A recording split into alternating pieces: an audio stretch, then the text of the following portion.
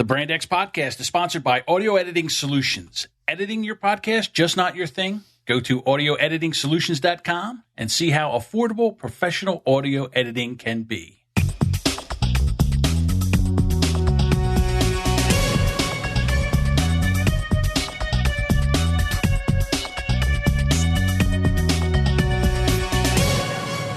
Welcome, everybody. I'm John. I'm Deuce, broadcasting from Seattle. Seattle? Yeah, well, with all this rain we've had the last 4 weeks, it's crazy. Yeah, well, that is true. And you're listening to Brand X. And I have to tell you, I had a lot of fun last Friday. I don't want to let the cat out of the bag, but I was a guest on the 3 Is Comedy podcast. We had a lot of fun. There was jocularity, and it'll come out this Friday, May 20th. So if you're listening after May 20th, it'll be episode 139. So it was fun being on another podcast. Yeah, so I've been listening to the podcast since you told me about it. And in fact, they just had their new podcast yesterday, so I listened to that at work. Yes, I like them. They're really funny. I love the interaction between everybody. You can tell they're just like, well, you know, Jason and Mindy are married, and then you can tell that they're all really good friends. And it's funny because like they even argue like friends. It's they have an absolutely great chemistry, and it comes through. You just hear it.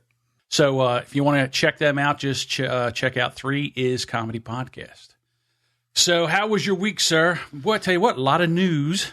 Yeah, it started off as a slow news week, and all of a sudden, like a rampaging rhino, the last, I guess, 48 hours, everything just blew up. It was funny. Right before I was going to record the podcast, like 10 minutes before we're going to record, they say to me, okay, can you be ready by 6 o'clock? I'm like, okay, yeah, I'll be ready. 5:50. There's a knock on my door. Boom, boom, boom, boom. So it's my nephew. So he comes busting in the door. And he says to me, I need your advice. Now, I got to let you know that my family, they're assholes. You know what an asshole is? An asshole is somebody that asks everybody's advice. And then they just do whatever they want to do anyhow. So this is what he has. So he comes in, he says, listen, I have a new job opportunity. I'm working a shitty landscaping job. I have an opportunity to go to a better shitty tree service job. But they don't want to give me any notice, and I have to go to the new job tomorrow, and I can't give my old boss, I can't give him any notice. He says, wow. I really feel bad. I said, well, I understand that. I said, well, you can look at it this way. You can call your old boss and, tell them that if they match your salary, you'll stay. And he goes, well, he won't do that. I go, okay, well, then you've basically made up your mind to leave. He says, yeah, but he's going to be mad at me. I said, you can't stop that. You can't stop them from being mad at you. And here's the other thing. Why even care? Because the way I look at it, if they were going to lay him off, they don't give him 2 weeks' notice. Oh, by the way, in 2 weeks, I'm going to lay you off. They don't. Well, yeah. Well, generally, if they're going to let people go, having been self-employed and having workers, that's the argument that everybody always makes. And it's essentially a courtesy thing. Now, sometimes some employers, I was in the unenviable position of having to get rid of 4 employees for all of a sudden, all at once. Okay. And it's not fun. No, but, I understand. Yeah, but I did give them a heads up. They got a week, and I said, look, this is the situation, and, I explained it to them. And it's a very, very risky thing to do, especially in a cash business where you have employees handling cash. And that is what people don't understand is a lot of your employers are in the position where if the employee has a heads up, they can do a lot of financial or physical damage to equipment or steal cash. That's true. Okay. I agree with that. I had to leave my last job with no notice. And till this day, I feel terrible about it. But because of the nature of what I went into, I didn't go into the same field, as you know. Mm-hmm. But the last company I worked for, they were a dynamite company. I worked for Nat Sherman, which I'm very proud of, and they were a great company to work for. But I had to leave abruptly. You had a better opportunity, and you had to go. Right. And it's a very, very hard situation to be in as an employee if you have any loyalty to that. Now, I've also had employees just abruptly quit on me because this weekend was going to be dynamite beach weather. And I don't know, kids are stupid nowadays. They just come out and tell you this. I would rather just someone did a no-call, no-show Right. to me instead of just being like, well, I'm just going to be honest with them. And, well, I can't work this weekend. Well, what's wrong? I've got you on the schedule. I can't call somebody else in this because so-and-so's got a wedding to go to. Well, it's going to be real nice weather, and I've been waiting all winter to go to the beach. And I just wanted to rip their esophagus right out from their neck when they told me that. And I said, are you that stupid that you would? Then they put you in for a job reference, and nowadays you're not even allowed to say that they were a horrible or good employee. You're not? No, that ship sailed. It makes sense. There's ways that you can dance around that topic. Right. Like they'll say, did so-and-so work for you from 2012 to 2013? Yes, they did. Were they a good employee? And all you could say is, yes, they did. They worked here. And basically on your inflection or how you answer, right, you can kind of dance. The way I handled it a lot of time, one time I got a potential employer and they called me up and asked that question. And I said, oh, really? Good luck with that.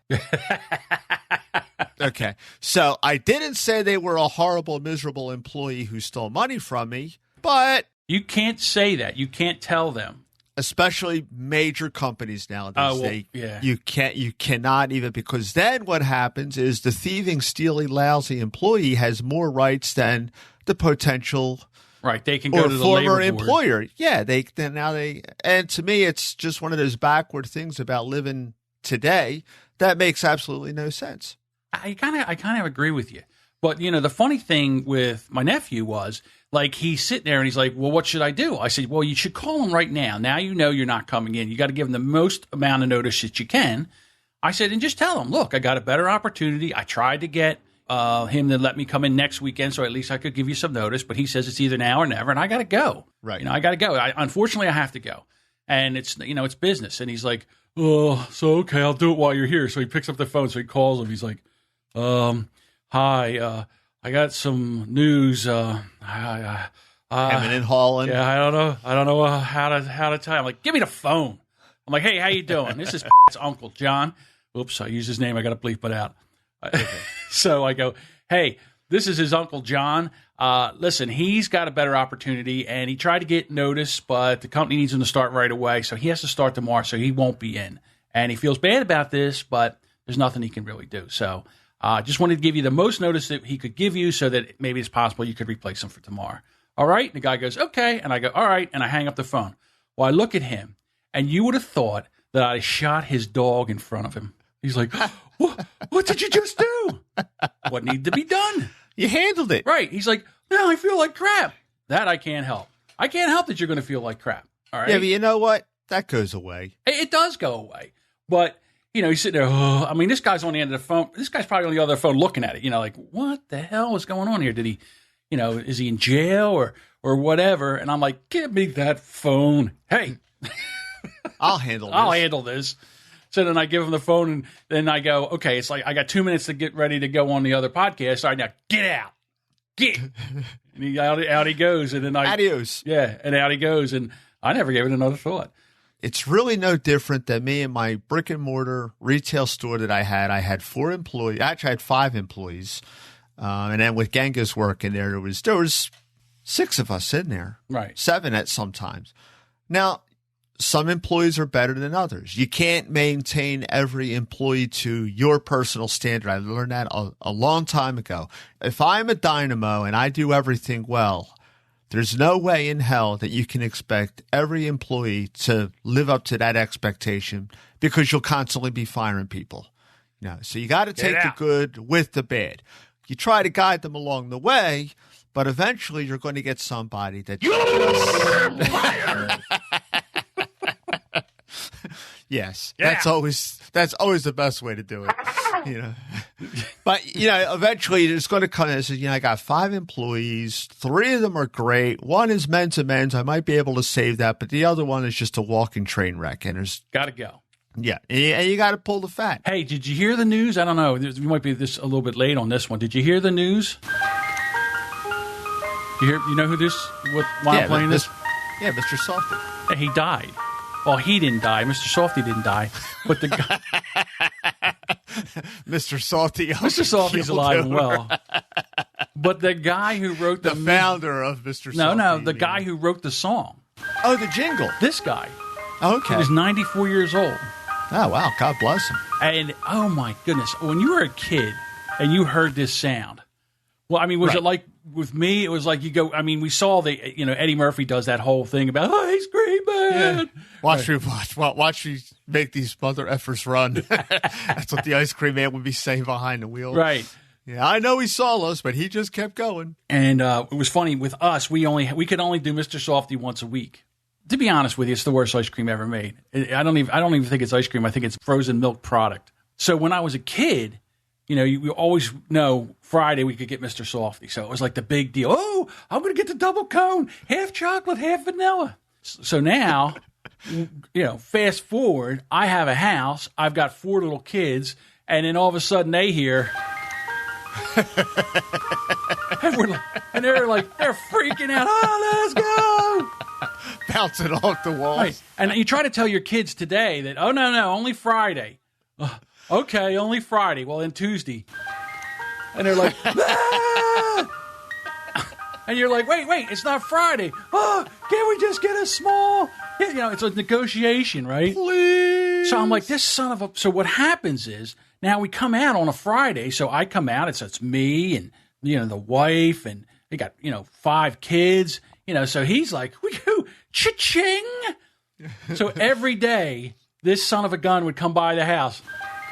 And I mean, he would just crawl by. I'm like, go, you son of a... I mean, he's like doing like a mile an hour. I mean... He's like, where's that big guy with the 5 kids? Yeah, and he gets to our mailbox and he like slows down. And you're like, son of a... Get going! You're waving on the porch. Keep it moving. Keep it moving. Nothing to see here. It's funny you mentioned it. Last night after work, I went out with a bunch of the guys, and we went to a bar, and we get something to eat. What do you call we have that a few again? beers. You have a name for that. It's homeroom? What do you call it? What do you call it when you go out with the guys? You have a name for it. You either go in a homeroom or a meeting, union meeting. What do you call it? Geez, we have so many meetings. What do I call that now? I'm drawing a blank. Union meeting. Yeah, you have a union meeting. Yeah, union meeting. Just like, yeah, thanks, John. Is that what happened here? Well, yeah, we all ran out of the bar, kicking and screaming, ice cream. The barmaid is like, I'll pay for your beer. And we don't know, screw you, we're getting ice cream. No, that's not what happened, although it is a funny visual. We were talking, I don't know how somehow ice cream came up. And when we were younger, Joe and I, we have a cousin, my cousin Danny, and he's the same age as I am. Okay. So we're all about. Joe and I are only like less than 10 months apart. It's a boy. Yeah. Get out of the way. Really missed you. So, yeah. So 6 weeks out of the year, Joe and I are the same age. Right. So that always. Wow. Yeah. It was kind of neat growing up because, you guys are twins. Nope. Well, and you could see the smoke billowing out of their heads. How could you not be Irish twins? Right, exactly. That's the term that is used. But we moved out of Philadelphia, and the first home we moved to was on a main drag, and of course the ice cream man was coming down all the time. Sorry, go ahead. My cousin Danny, he had 3 older brothers, and they all were getting allowances. So Danny always had a little bit of extra money than Joe and I had. So we're out, it's summertime, and Danny's sleeping over our house, and sometimes we would sleep over at their house. So all of a sudden, cue the music, we're playing ball. And exactly. So we all freak out, ice cream. Now we're like 6 years old, 5, 6 years old. That's how old we were. Well, Joe and I go up there, and we get like a soft serve cone with Jimmy's. Danny gets or sprinkles to the rest of the country. Yeah, right. But they're wrong. We're right. Right. Screw you. I agree. So Danny gets. Did you ever get the Mr. Softee? I think it's the banana split, and it's in the plastic boat. Yes. Okay, and it's got the 2 bananas on your birthday. On your birthday, you were allowed to get a sundae or something like that, and right. So then you could get the banana boat. But yes. Right. Yeah, we're a kid now. I don't even. That was probably like $1.50. Right. But me and Joe were walking around with like a quarter waiting for Mr. Softee, and Danny's got cold hard cash. So there we are. We're eating that. No, we should have. Danny gets the banana boat, whatever, the banana split. It's cut right. It comes in the plastic boat, 2 bananas, 3 scoops of ice cream, and then they got the chocolate syrup poured and then you do the pineapple, and then the Right. strawberry. Right. Now, that'll feed a family, that thing. Not me, not my family. Well, you know how big that is for a 6-year-old kid. That's right. I would go through that thing like Grant went through Richmond. Right. Me and Joe, we're done. Okay. We're not, that was good. Danny's still working on this thing. So, obviously, Danny can't finish it. Uh-oh. And this is probably the shittiest thing in the world that was ever done. Much to Joe and I's shock, Danny gets the banana split, the whole boat and everything, and puts it in the mailbox. Yeah, and we were like, ha, ha, tee, hee, hee. We're like, that's funny, And then, you know how when you're a kid, you would do stuff like that, and you would just, blank out, you would just, all right, on to the next thing, let's play baseball, right? And that's, literally what we did. Didn't even give it much of a thought. The next day, we're out there playing, and here comes the mailman, and he opens up that mailbox. And his head snaps back like Kramer from Seinfeld. Dude, you better bleep. You got to bleep this out, okay? Right. But, so there we are. We're doing kid things. We're in the little wading pool, splashing around at summertime, and we hear that metal door drop down, and I hear the mailman go, "You motherfuckers!" And we're like, what's going on over there? Because we completely forgot about the sundae being dumped in there, the banana split. Now we go in there. We walk over there. This guy is steaming. He's so pissed. There's the boat. Oops. There's the chocolate syrup, 2 black bananas, fruit flies buzzing around. All the mail is stuck together. It's all and we're like, well, I guess we better not tell him that it was us. And then all of a sudden, ooh, who's got money? He drove away. He slams the thing closed and he stalks off. So what he did, he walked back to his mail truck. Right. And he came back. Ooh. And now he's there with a handkerchief. There's no paper towels back then, I don't think, because he was just using rags. Oh. And here's this guy. He should have got Employee of the Year for this, because here's this poor mailman cursing and muttering under his breath, and he's wiping all the melted ice cream off, all the melted fudge, throwing the bananas away. He's cursing a blue streak. Yeah, well, because he's got to come back every day, so he's got to clean it up. Yeah, and he couldn't bring that mail. He was going to put it in his mail bag because then he would screw his mail bag up. So that was one of the shittiest things I've ever seen. And it wasn't us. It was Danny did it. Who did that? But we were in on it. We saw it happen, and it's just that's that common sense that kids don't have because we didn't even think of the mess it was going to make. We just thought it was a scream that he threw it in the mailbox. Well, this kind of brings us to a story that we wanted to talk about, where a Wisconsin town works to end bullying by finding the parents. Back in our day, if you broke a window or you got caught putting a banana boat in the mailbox, they would make you clean it up. They would make you pay whatever it cost to clean it up or fix the window or stuff like that. And you were made that your parents marched you over to the offended party that you did this to, and you were made to apologize and you'd have to clean up and make it right. That's right. Yeah. Now, what's going on is if they find kids bullying another kid, now they'll find the parents. See, I think this is a good thing. Now everybody's got some skin in the game. If a parent has to get fined $200 because his kid's bullying, I think they're going to nip that right in the bud. I don't know about Wisconsin. I mean, ever since I saw that Making of a Murder with that documentary. Oh, again with the Making of a Murder. Oh, I'm telling you. That whole thing. Now, everybody's like, he's probably guilty anyhow. Yeah, but what about the Constitution and the Bill of Rights? Well, I digress. I don't know. Do you think they should bring this back? I mean, I think this should be nationwide, to be quite honest with you. Well, not my Johnny now. It gets to the point where I understand where it's coming from at the angle of the cyberbullying, because that was an issue we never had to contend with. Right. All right. And I do see where everyone's connected on a social media outlet, and the less popular kids. Look, less popular kids always got bullied by the more popular kids. Right. You know, I got bullied. I think bullied.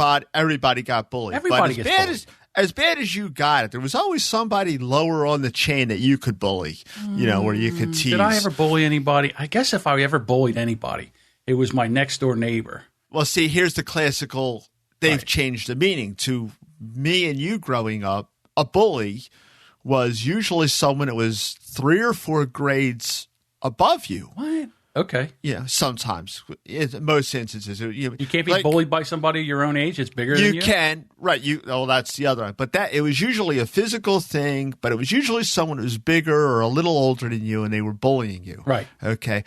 Now they've got it. If you see, like, how many times did a guy get a whacked out haircut and you say, who cut your hair, a blind man? Well, now that's bullying.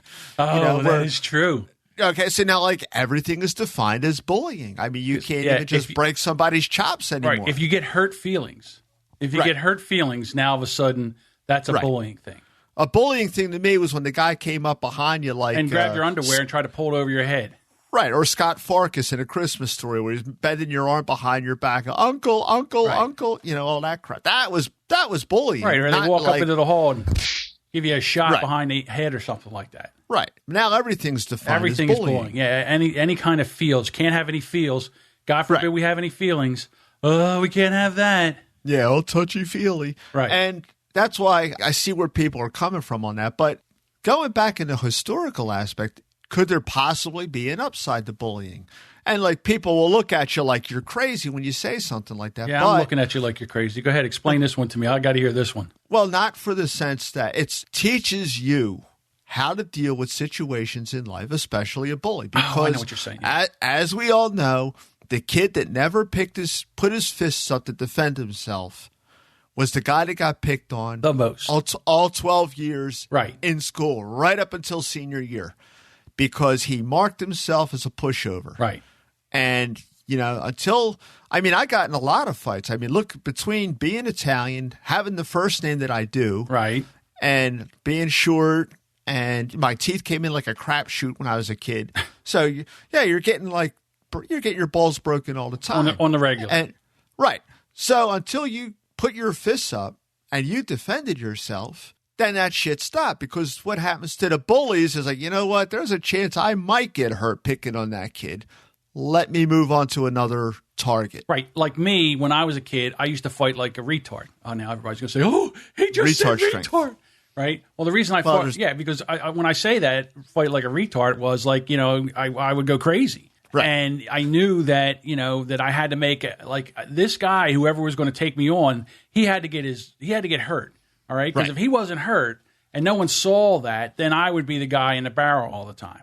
So once a year, somebody would pick on me, and then, you know, it would be going to fisticuffs. It would be like, yeah. And you got to put that fire out. That's exactly it. I remember, here you go, perfect example. I'm in 6th grade. I'm walking with my lunch tray up to go put it where you put the lunch tray, where they clean them. So I go walking up there, and this kid, who's like maybe in 7th grade, he puts his foot across the thing and goes, go around. And I said, move your leg. And he goes, go around. And I said, move your leg. Well, this time he's going to stand up. So then I take my tray, which had like mashed potatoes and corn and probably, it was all gravy and everything on it. I just turned it upside down and I just put it right on his lap. I said, never mind, you take it up. Well, he jumped up. Well, when he jumped up, I still had the plastic fork in my hand. I stabbed that sucker right in the leg with the plastic fork. And he's screaming, he stabbed me. And I'm like, that's right. Bring it on. Yeah. I'm not afraid of you. You're lucky I didn't have the plastic knife. Right. Because back then you couldn't show fear. You had to defend yourself. And the worst thing that would happen was you both went to the principal's office. Right. You got to talking to. You went back to class. And sometimes you wound up friends after that. Right. Well, we were never. Not always, but sometimes if you got in a fight with somebody, like not immediately you became friends, but maybe a year or two down the road, something would happen. Now, my brother Mike, he got revenge on a bully. Really? Oh, yeah. Well, there's this this guy's got 2-3 heads on you. Okay. So this guy can, rule the roost. Well, his younger brother was the same thing. His younger brother was 3 grades above my youngest brother. And, apparently this crap would go on. Well, guess what happens? People grow up. Yeah. And my brother, Mike, has a long memory, just like the rest of us do. Well, he saw this guy in the bar, and he was there with a buddy of his. And Mike was, hey, I want to talk to you. And he knew what he wanted to talk to him about, and the buddy went over there to run interference because now the tables are turned because this guy never grew much. See? So Mike's taller than he is now, and Mike's a pretty badass. Right. So, what is this? Oh, he knows what I want to talk to him. Well, so. We were just kids. Yeah, Mike used to hang out at this bar. So he knew the cook's car, he knew the dishwasher's car, he knew the bartender's car. So process of elimination, Mike's just waiting in the parking lot. And here he comes. And Mike just walked right up to him and like 3 quick shots in the face. He went down like a sack of wheat, and then okay, it's done. It's over with now. And Mike says, you're right. It's done and it's over with. But back then, when you have that big age difference, I mean, you could have a bully terrorize you for years. Here's another story. I'm in 7th grade this time, and in homeroom, I found a test tube, a broken test tube, a test tube. And how kids pick something up and they carry it into school. Right. So I'm sitting there, and the kid says to me, "What you got?" I go, "I don't know, it's a broken test tube." He goes, "Let me see it." So I go, "Here." So I let him see it. So then he starts to walk away. I go, "Hey, where you going?" He goes, "It's mine now." I go, "Wait a minute, it's not yours, it's mine." I'm fighting over a broken test tube. Okay. So the kid. Well, it's a matter of pride. Right. Now. He's taking, it's not the test tube. It's like this kid thinks he's just going to walk off with my property. Right. We're not having that. So I turn around, and he was bigger than me, and he was older than me. So I said, "Hey," and I grabbed him, and he turned around, he stabbed me in the arm. And when he stabbed me, he took a whole chunk out of my arm. Wow. So now he stabbed you with the broken test tube. With the broken test tube. So now the teacher's coming, and he's like, "If you tell anybody what actually happened here, I'll find you. I'll beat your ass." So now I got to go to the hospital. My mom gets called. My dad gets called. So my dad says, "What happened?" So I tell my dad the story. Well, my mom says, "Okay, well, I'm going to take him home." My dad says, "The hell you're taking him home?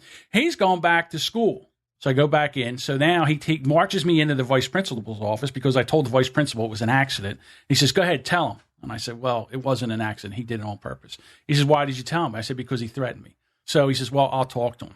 So then my dad says to the assistant principal, "Listen, if anything happens to him, I'm holding you responsible." So the principal's like, "Well, you can't threaten me." My dad goes, "I just did." So I go back to class. Now, the class I go to is music. And this poor music teacher, he was such a nice guy. I can't even think of his name. And he was one of those guys that could hear a song and play it on the piano. He could just hear it and he could play by ear. He could play by ear.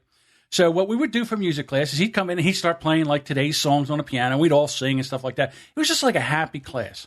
So I come in with my bandage on my arm, and here's this kid in there with his minion, and he's sitting there, and they're laughing at me. And you know how, like in the Christmas Story, where the bully is like saying, "Go ahead, cry." Scott Farkas. Right, Farkas. And then all of a sudden, Ralphie gets so mad, he beats his kid up.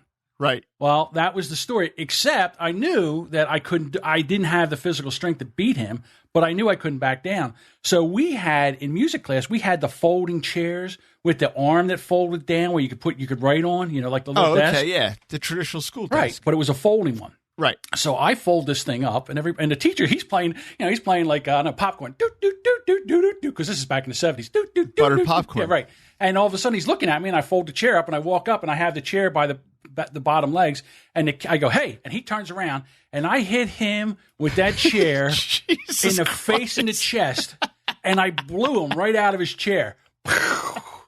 With that, now I know I got a bull by the horns. I got to continue. So I throw the chair on top of him so he can't get out, and I jump on top of him like Ralphie did to Scott Farkas, and I'm wailing on him.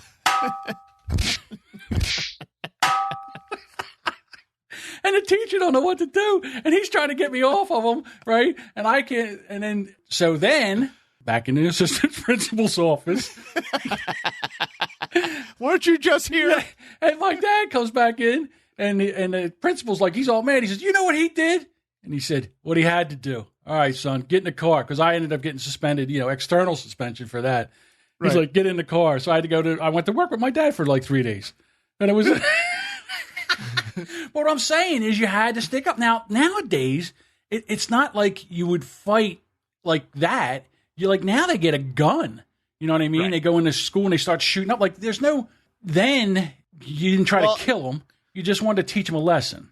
It also seems like nowadays a lot of these bullying videos that you wind up seeing on live feed or YouTube, it seems like now the bullies travel in packs. That's true, too. Where, like, every bully that I remember, he really didn't have any friends.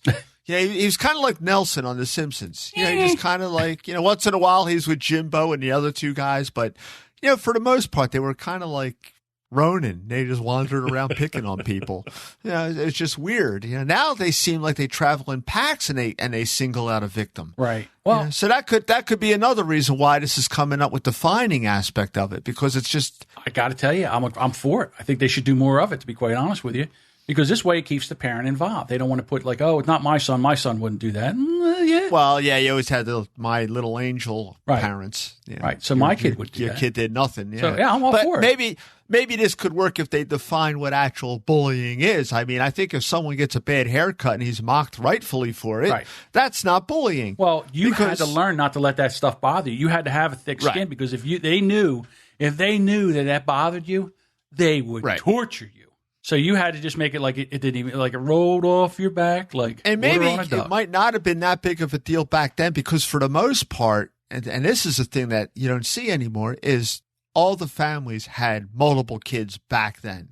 Nowadays, so if you had older brothers and sisters, that's where you develop your thick skin, because nobody's going to tease you like your older siblings. That is true.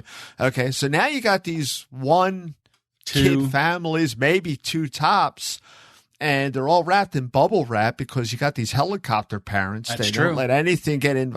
So maybe that's why these kids are so thin-skinned and like everything is bullying now. I don't know what the answer is. You're right. And I think, well, again, the helicopter parents, I mean, I think what happens is you're trying to protect your kid, and I understand all that. But you got to let your kid grow up. You got to let your kid be a kid. Right. So my mom used to make us like, some kid was giving you a lot of crap or something like that, she would follow you, knock on the door, call him out. South Philly said, now there you are. You're knocking on the door to fight some kid that you had a disagreement or an altercation with. Right. And your mom's there. Now, what are you going to do? You're gonna go, Right. My dad used to say the same thing. I'd come home and I'd say, I'd come home and I have a black eye. What happened? I got beat up. By who? So-and-so. All right. Then he'd take you out in the backyard and teach you how to fight, which meant for the next 15 minutes, he'd beat the shit out of you. Right. So then all of a sudden you're like, all right, you got it? Yeah. All right, now go get him. What do you mean go get him? Oh, no, go get him, because you can't let this sit. Now you got a 10-minute training in boxing, and now you're all beat up and everything because now you're fighting a man. You got a black eye from the kid, and you got bruised ribs for your father. Put your arm up.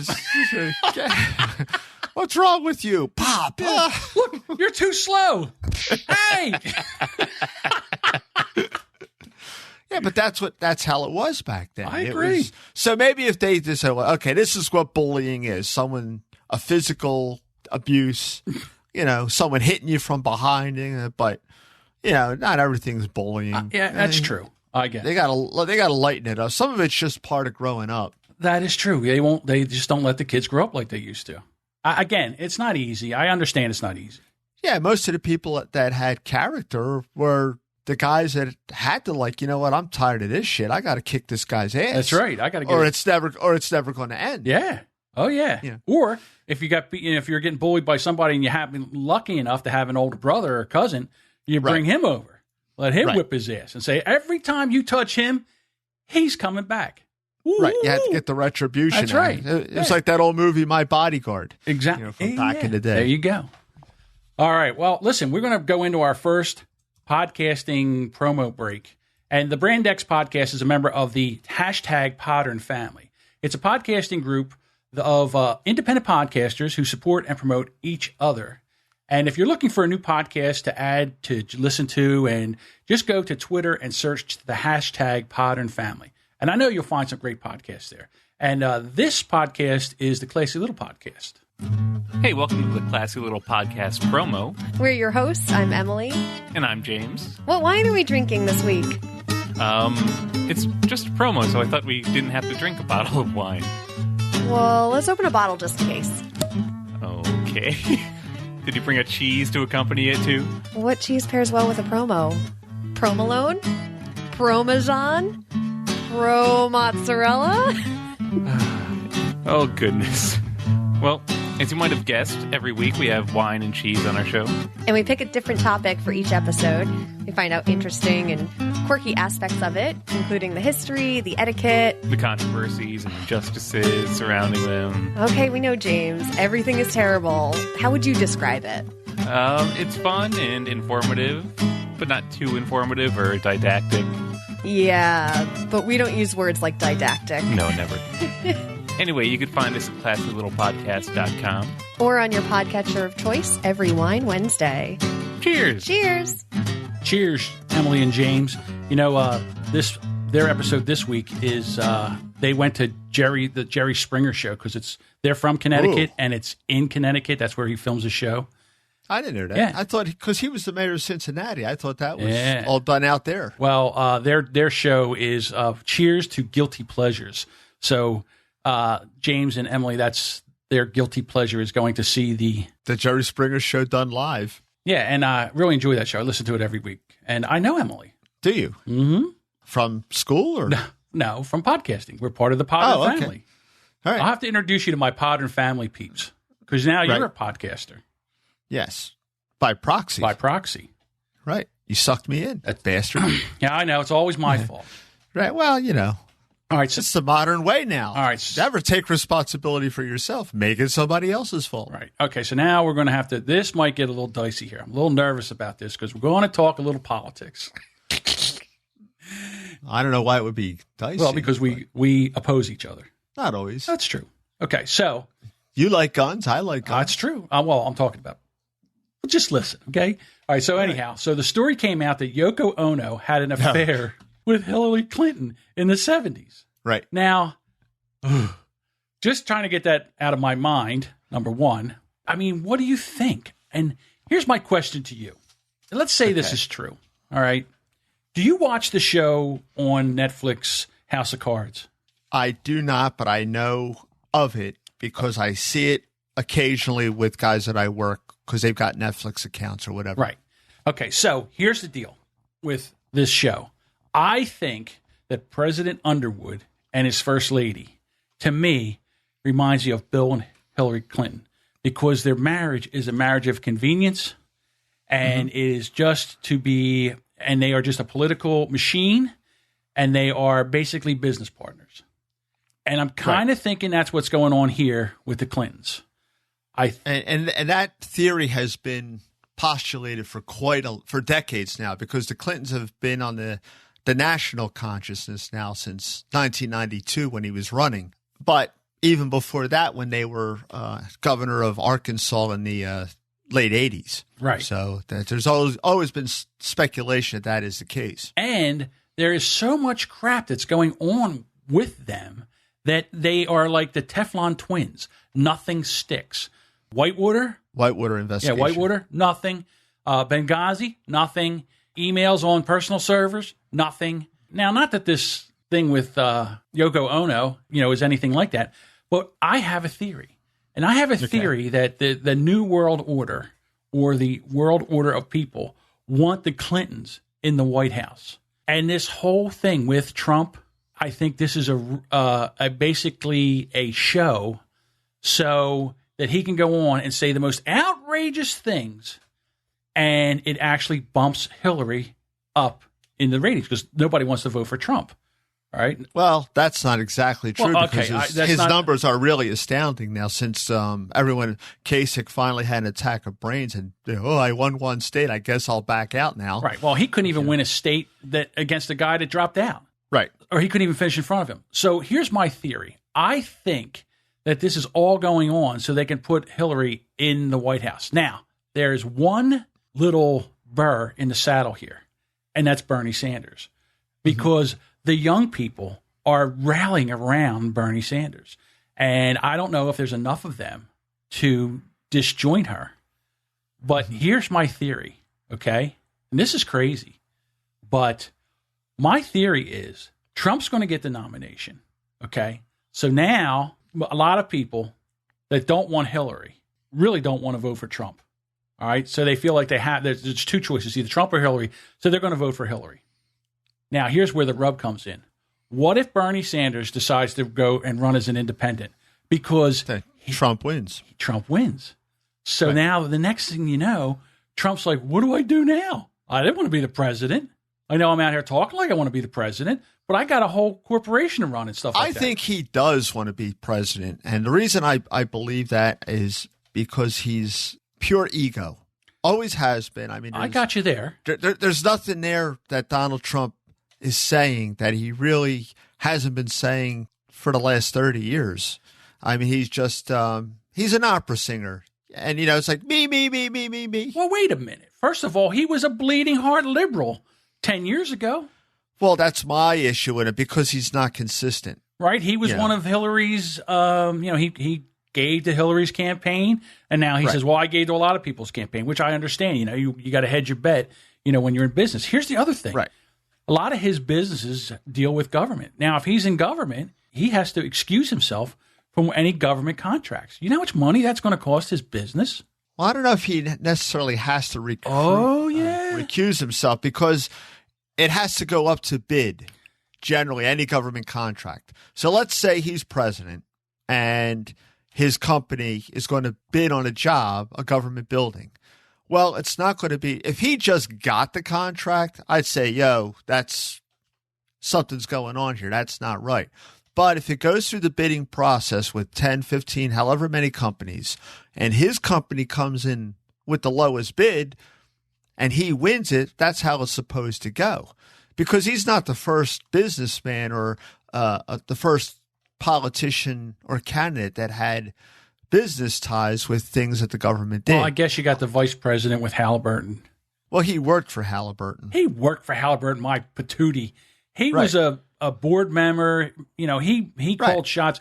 He called in favors. He has a big Do you know what Halliburton does? Halliburton is a company that does just you know what it's like? It's like, remember that commercial used to say? BASF? Yeah. We don't make this. We make it better. We don't do this. We make that better. Right. Yeah, that's what Halliburton is. They're into everything. Well, the common misconception about Halliburton is that they drill for oil. They do not. No. They make the equipment. They do the financing because it's an expensive proposition. Now, do you know how many companies there are in the world like Halliburton? Not too many. Just one other, and it's a French company. So whenever Halliburton was getting work, all the people that like to beat their chests and say, we should give these jobs to American companies or workers, suddenly that all went right out the window because it was a Republican in office and Halliburton got the job, and they're looking at it as like, there's something going on here, and that wasn't the case at all. You have to admit that there is some kind of conflict of interest there. You have to admit that. If you work for one company and that's the only company in the game, it's not that much of a big conflict of interest going way back again. That is horrible state was the Parsons issue with the motor vehicle inspections when that knucklehead Christie Todd Whitman was governor. Okay. Well, we're really going way off in the weeds here with that because no one really understands that. But what I'm trying to say is that, with Trump, if he becomes president, and again, we don't know until he picks his vice president or something like this. I mean, this whole election is almost like a reality show. If Bernie decides to run as an independent, because I think he has a very, very good shot at really causing a big rift in the parties here. Mm-hmm. And we might actually have our first independent president. Never have. You don't think so? No. You don't think he can pull enough votes? No. The kids love him. He will pull. Love him. Well, because you're running against Santa Claus. If you get Santa Claus up there telling you he's going to give you free shit, who are you going to vote for? I'm telling you, they love him. They love him. Because they don't live in reality. It doesn't matter. It does matter. No, it doesn't. Because all he has to do is make the kids today, who are the most entitled people that have ever walked the face of this earth, and they're like, hey, it's just like mommy and daddy. He's going to take over. And he's going to give us stuff like mommy and daddy did. And if he gets enough and he mobilizes the youth of this country to come out and vote in force? You got to be kidding me. Yeah, well, they always count on the youth vote, and traditionally the youth vote doesn't show Well, up. my daughter's turning 18. She'll be 18 in September, right? She's really mad because New Jersey won't let her vote in the primary. Some states, if you're going to be 18 at the time of the election, they will let you vote in the primary. And my daughter just can't wait till she turns 18 so she can register to vote and vote in this election. So how is that different than, well, I'm going to turn 21 in September, so I should be able to buy liquor now? Well, the age is the age. No, I understand what you're saying. That's true, a specious argument. That's a two specious different. argument. That's apples and oranges. Because first, well, no, it's not. It is apples and oranges. I'll tell you why. The age is the age. Your age is the age. I could not vote in 1980 for, God bless Ronald Reagan. I couldn't do it. I had to wait until 84. Right. Okay. And no one. Would you have been 18 by the November election? No. Well, that's why it's apples and oranges. She'll be 18. Nor would I have been 18 for the primary. New Jersey's primary is in June. You don't see the difference here? She will be 18 to vote in November. The age is the age. Right. And she can vote for a candidate. Right. If she's going to be able to vote for the candidate, why can't she have a say in what candidate that is? Because she's not 18. But she will be 18, and we're talking about it's like 3 months. It doesn't matter. It does matter. It doesn't matter. See, this is what I'm talking about. So you can't see the difference. I mean, you think, all of a sudden she's going to be hit with this wealth of knowledge in 3 months. I think a lot of people shouldn't even be. I think they should, personally, I think a lot of here we go, folks. Instances can be made where they should raise the voting age back up to 21. Really? Because a lot of these kids are dopey. They don't know what's going on. They have no sense of reality. Oh, maybe. It's like you said, mommy and dad. You know why they lowered the age to 18? Because of the draft. Because of Vietnam. That's right. Because of the draft. Because they had kids going over to war, and they were dying over there, and they couldn't even get a drink or vote for the guy that was sending them over there. Right. So they lowered it to 18. Right. And that wound up backfiring on the party that wanted to do away with all that, because they never dreamed that people would volunteer to be in our armed services, and now they have no control over that. But the age is your age. I mean, nobody, prior to this last couple of years, nobody even said things like what your daughter is upset about. Like, well, I think I should be able to vote in a primary, even though I'm not an adult now. You don't see that makes sense. She's not an adult. Doesn't make sense. Ugh. It's tough luck. No, well, I mean, it's not that big of a deal, but I do see the point of, I will be able to vote in the election, so I will be 18. I'm 17 now. The when's the primary? It's like in a month, right? June 4th or 6th. Right, June 4th or 6th. So she's hold on. I'm looking at the calendar. June 7th is 90 the first days. Tuesday. 90 days. So in other words, here's the thing, what I would say. Because John likes common sense. John's a common sense guy. So John says, listen, if you're going to be 18 at the time of the election and you are 6 months out and the primary is going to be within the 6 months of you being 18, then yes, you can vote in the primary. That's what John would say. In John's world, that's the way it would be. But then that introduces the slippery slope, because then where does it stop there? I gave it to you. 6 months. If you're able to vote 18 and the primary is in the 6 months realm between those two, that's not that much time, then you would be able to vote for in the primary. No, and here's where it's the slippery slope. No slippery slope. That is firm ground, my friend. No, because you're setting a precedent, and what happens is a couple of years or a decade down the road, you say, well, you did it for this issue, so you should back the age off on something else on another issue. You know what? What is that issue? So because maybe something down the road might be something down the road. We can't do something that makes common sense. There's no reason to even do that. First of all, yes, there is. I just gave you the reason. The reason is because she's going to be able to vote in the election. It's less than 90 days from the time that she's going to be 18. She should have a say in the party and be able to vote for the party person that she wants to vote for. First off, living in New Jersey, our primary never means anything because it's way after the fact. You're changing the subject. No, I'm not. Okay, so to be upset about something that you're and that's the other thing. Yeah, that's the other thing I would do. I would have the primary like I would have the regular election, all in one day. That's right. Everybody, because that way every state has a say. Because by the time it gets to New Jersey, you're like, who gives a shit? We already got our votes. New Jersey tried to back their primary up to they should have it February or March a few years ago, but And it was there, and it didn't matter. And so they moved it back Well, they to should June. have it the same time. I'll tell you what, they should really have it the same time as Pennsylvania and Delaware, because I think Pennsylvania and Delaware have it the same day. Right. And you should have all three, because that way we don't have to have 4 more months of commercials, political commercials for this nonsense. Because with the primary situation, it's a states' rights issue, because the states have the right to have their primaries when they want them. I agree with you that if it was up to me, and I think the American public as a whole, because I got tired of watching 15, 16 debates. It was just ridiculous.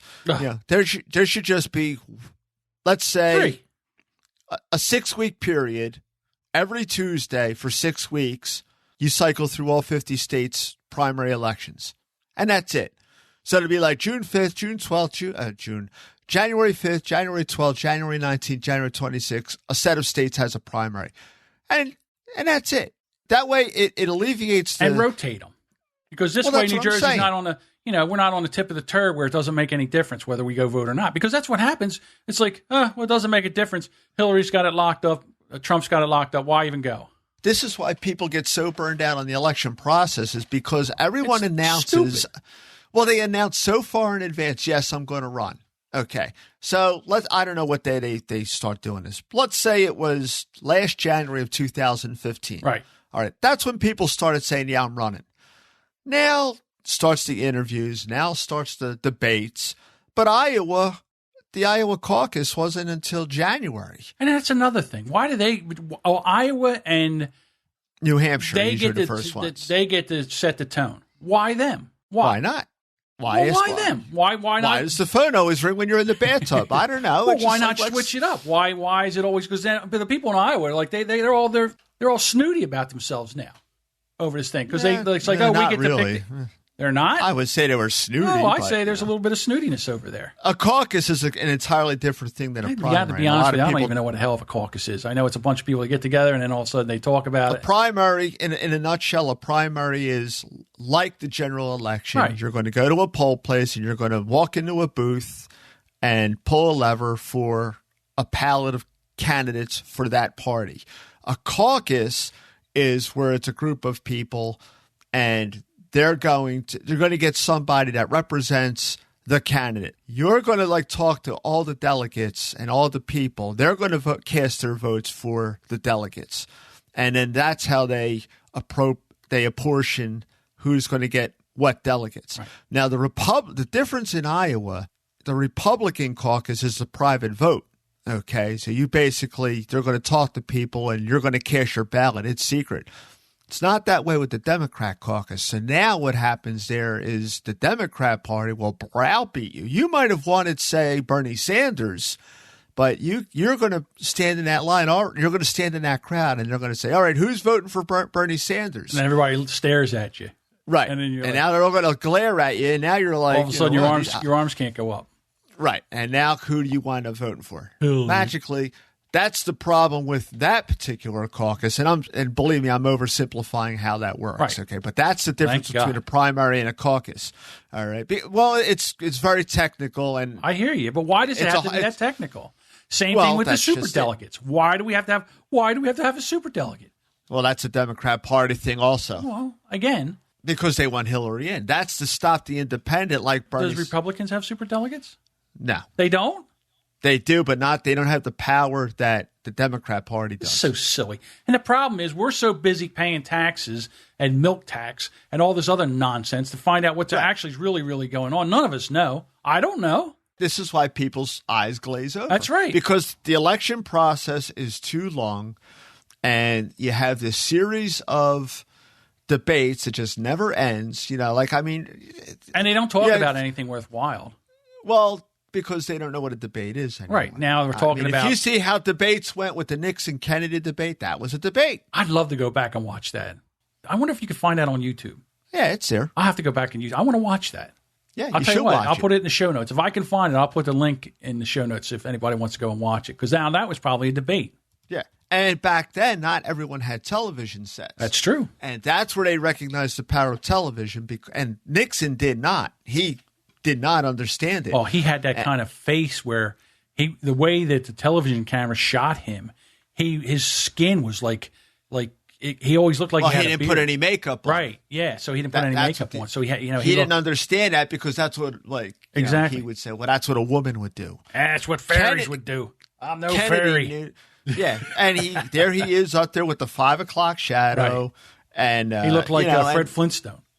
Right. But all the people that listened to the debate on the radio said that Nixon won. But the people that were watching it, We are a visual sure we are. people. We work in the visuals. Absolutely, we are. We're a visual know. person. And today, with the media and social media and the internet and all this stuff, I mean, it can be done so much better. But they're afraid to change it because they're afraid they're going to lose control of it. Right now, they can put who they want to put in there. It's not up to the people anymore.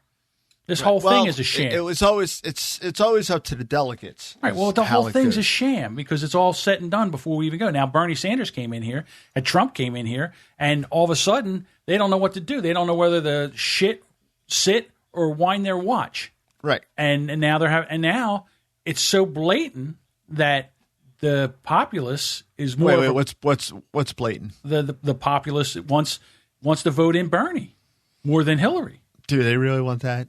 The Democrats do. The Democratic Party, the people that are Democrats, that's what they want. That's what they're voting.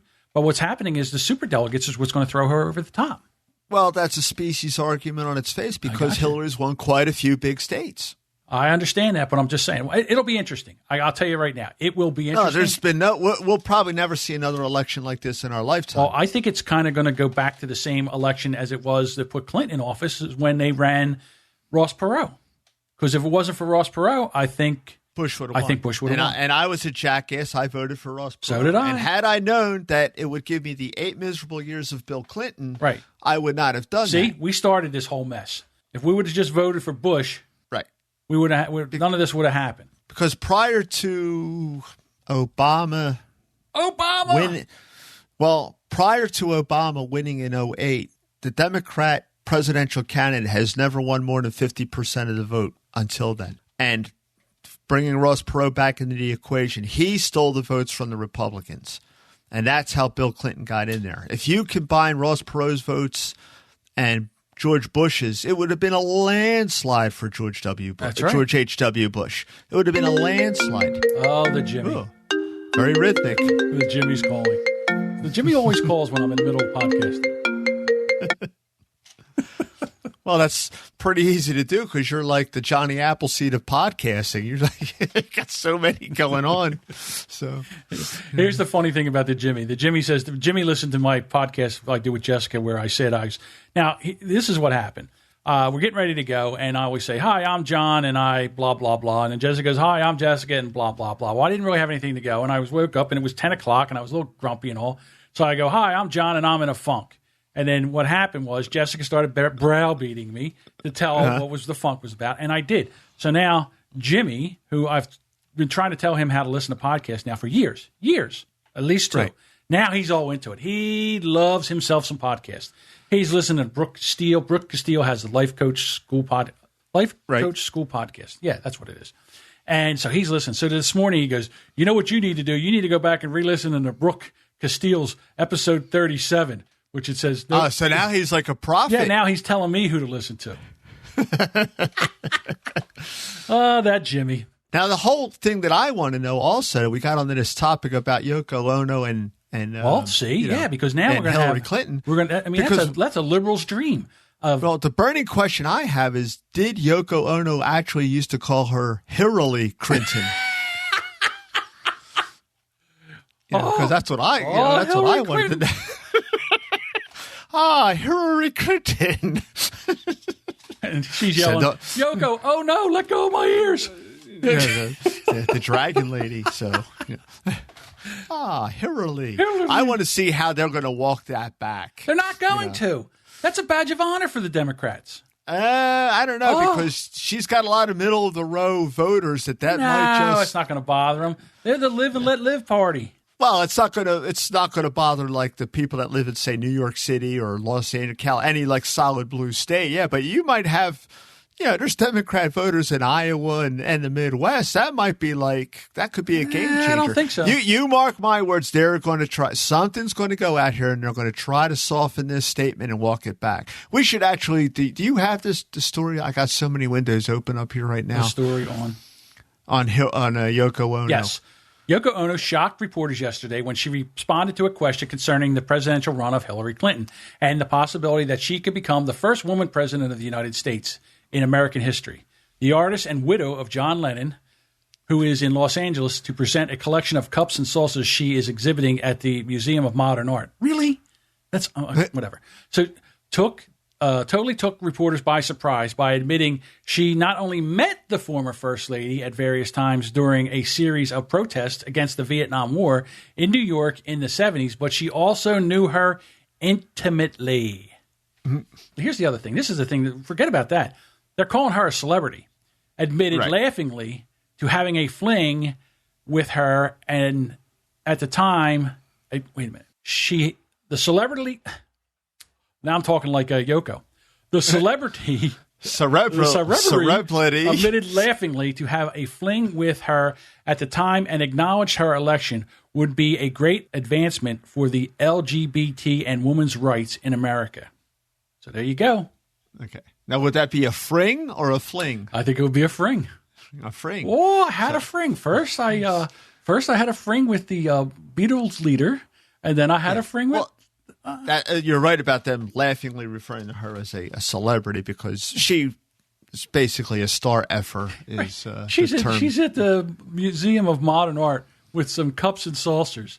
That's art. Yeah. As far as I'm concerned, that's where you put your coffee and biscuits. You mark my words. If I know anything about anything regarding politics, they're going to come out there and they're going to say that she said this because they knew she would get a lot of publicity out of it and it would get people talking about it. I think she could have said anything about anything else.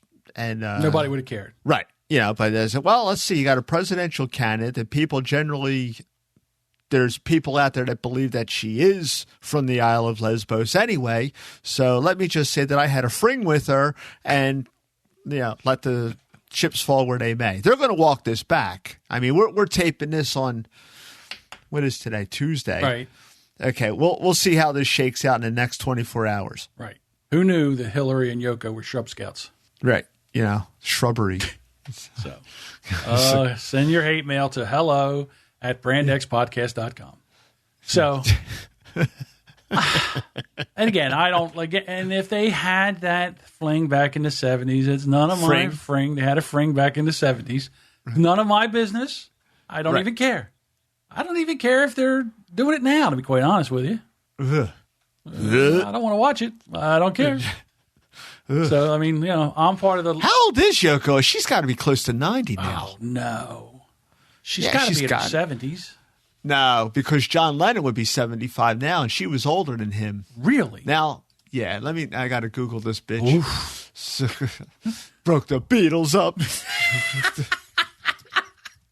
She is 83. 83? Yeah, she's 83. So I knew she was older than John Lennon. Did you ever hear her sing? Did you ever hear a cat get caught in a grinding machine? That's exactly what I was going to say. Yeah, it's exactly what I thought it was going to be. I mean, it's ridiculous. Yeah. Well, you know what that do you have the Double Fantasy album? No. It was John Lennon's last album, and it had Woman and Starting Over. Yeah, right. I know which one you're talking about, but I don't have it. And he put that album out in 1980, and it was a chart buster, and then he got assassinated on December 8th. I'm a big Beatles fan, and I know all this crap. So on December 8th, he was assassinated. That's her backing track on the album. But the reason that album was called Double Fantasy is because they both recorded songs on it. Okay, so if you look at the song selection of that, some of the songs were John Lennon singing the hits, and the other shit was just getting that bitch off his back and I'll let you have some songs too. I mean, I was singing my latest hit. Yeah, Double Fantasy.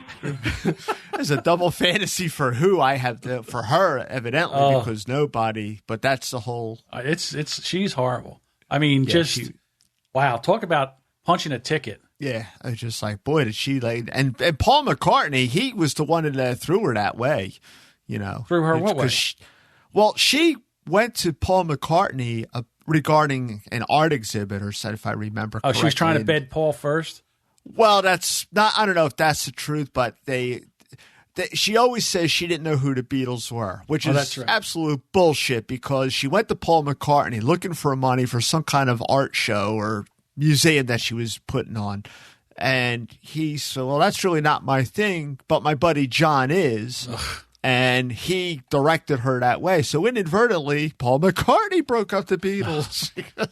I'm sure if he could go back and do it all over again, he wouldn't. He would just say, sorry, got to go. Can you please export this? Hindsight's always 20/20. Right. So it's just like, but yeah, for her to say that she never knew who the Beatles were. Where were you in 19? I mean, Christ, these guys were the biggest sensation in the world for like 3 years running, and she never heard of the Beatles. I never heard. You live under a rock. I never heard of you before, Beatle leader. Yeah. Oh. Right. I mean, how could you even say? Because he didn't send her that way until like 66 or 67. Wow. Yeah. So it was like ridiculous to even make that statement. But, There you go. Who are we to judge? There we go. It all makes perfect sense now that John Lennon did need those glasses because he needed a new prescription. He needed a CNI dog and a cane. Oh, man. I mean, that's a Genghis. We had to be on drugs. Yeah. Can you imagine you're a Beatle? You can have your pick of the litter of any woman you want. You wind up with her. Wow, that is the truth. Woo. Yeah, I was like, what were you thinking? Oh my God! Look at the time. If anybody's still listening, well, we can clean this up later. Yeah, well, you know what happens is I'll sit there and I'll listen to it and I'll go, oh, I got to pull that out. And then I'll listen to it and I'll start laughing and I'll go, I'm going to leave that in. So, yeah, well, yeah. Well, I mean, again, we sit here and we do this podcast and we try to keep it within an hour. And sometimes we do longer. And then I go down and I kind of trim some of the content. I kind of trim the fat off a little bit and kind of give you the best of the best. Yeah, well, then it's good. It works out that way. Yeah, there you go. It always sounds good. I think we did pretty well. All right, well, what do you say we wrap this up? I got to go out and kiss hands and shake babies. Thank you so much for listening. And if you like the show and have iTunes, please subscribe to our show. And you can also contact us on social media. Just go to brandxpodcast.com/contact. And if you like the show, and you do, can you do us a favor and please spread the word? Share this podcast with your friends. And you can contact us on Facebook, Twitter, and we also our email address, which is hello@brandxpodcast.com. Yes, sir. The Twitter. Yes, yeah, the Twitter. Facebook. The Facebook. The Snapchat. I don't like the Facebook. I like the Twitter. For some reason, the Twitter just cracks me up, and I always say the Twitter. The Twitter. All right, everybody. We'll be back next week with another episode of Brand X Podcast.